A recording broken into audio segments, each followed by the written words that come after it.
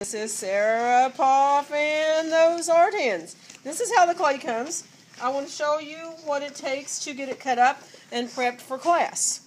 So I have a piece of fishing line, and I'm going to cut it down the center like this. I'm going to go all the way around,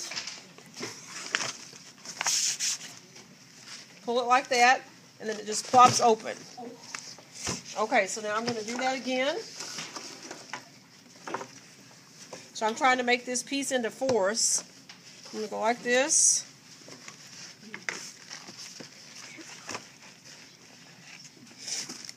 Like that. And here we go. Plop. Now I'm going to set this up. And I'm wanting pieces that are about like this for a project that we're making. So now I'm going to take the fishing line and I'm going to go all the way around, and it just slices the clay. Just slices the clay off. So I just keep doing that all the way down.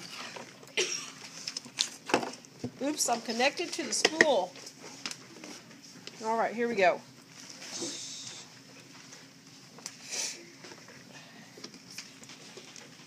Got a little factory going here. They're wrapping them in paper towel.